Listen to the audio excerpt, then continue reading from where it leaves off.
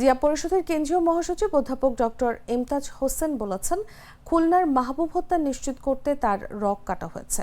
আমরা জানি কারা এই রগ কাটার সংস্কৃতিতে বিশ্বাসী। তারা দেশকে অস্থিতিশীল করে নির্বাচন বিলম্বিত করতে চায়।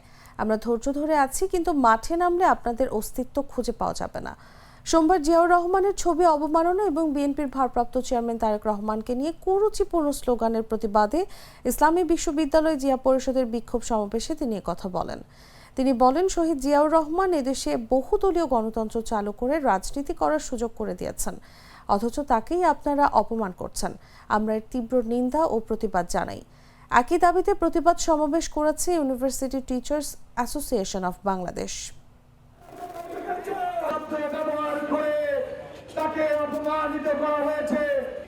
হচ্ছে মেন আসামি।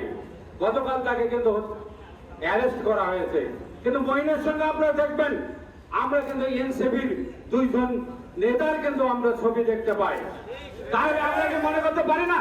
আমরা কি মনে করার যথেষ্ট কারণ নেই যে পরিকল্পিত ভাবে এই হত্যাকাণ্ড ঘটিয়ে এর দায়িত্ব চাপানোর চেষ্টা চলেছে বিএনপির উপরে? শহীদ প্রেসিডেন্ট জিয়াউর রহমান স্বাধীনতার ঘোষণা দিয়ে এদেশকে স্বাধীন করার পরে যদি বহুদলীয় গণতন্ত্র শুরু না করতেন, শেখ মুজিবুর রহমানের মতোই একদলীয় শাসন ব্যবস্থা থাকতো, তাহলে যারা আজকে এটি করছেন তারা কি রাজনীতি করার কোন সুযোগ পেতেন? আপনাদের যদি প্রচারণা থাকে, তাহলে সেই প্রচারণা যদি নিরপেক্ষ হয়, আমাদের কিন্তু কোনো কথা থাকে না। আমরা জানি কারা বাংলাদেশের রক্ষাটার সংস্কৃতিতে বিশ্বাসী। আপনারা জেনে নিয়েছেন, তাহলে আমরা কিন্তু এটাকে গ্রহণ করতাম। আপনারা এক পাশে প্রচারণা চালিয়ে বাংলাদেশকে অস্থিতিশীল করতে চাচ্ছেন, এটি বাংলাদেশের মানুষের কাছে কিন্তু স্পষ্ট।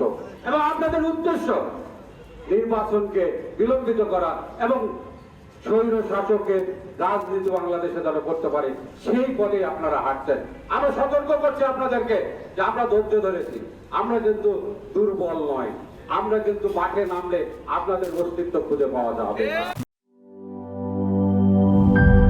নাটা জেলি আর পানীয়র এক অসম কম্বিনেশন ড্রিঙ্কো। চিল থাকতে চান? ড্রিঙ্কো চাবান।